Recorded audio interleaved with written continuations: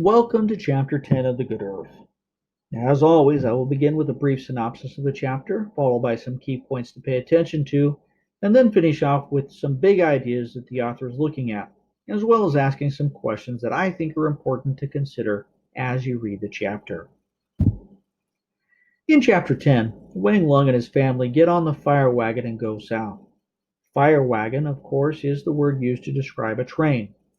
This is one of the first clues that we get as to the story's actual time setting. Up until this point, the story could have taken place at nearly any point in the past with little change, which is probably at least part of the overall message that the author is giving about the state of progress in rural China in the early 20th century.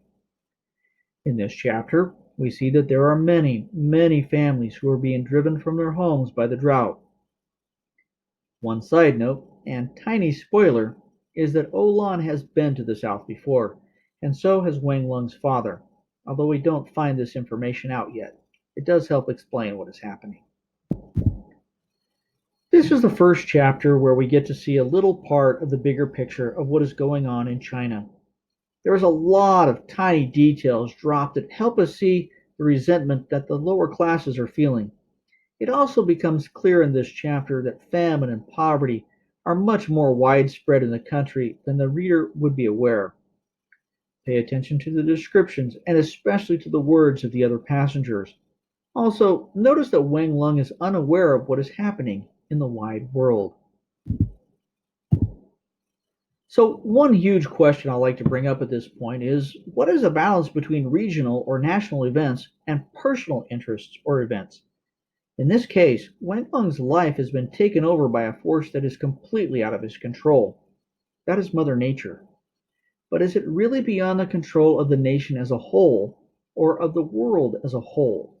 One can make the argument that the rise of communism in China in the early 20th century stems from the country's inability to deal with things like famine, although it is certainly more complicated than this. In any case, the author is showing the interaction between larger forces and individuals and families which shape our lives. So, what are the connections in your life between national and regional events, or world forces and the personal decisions that you make? Where do you get your information? Where did Wang Lung and Olan get their information? How do you apply the information that you get into your personal life?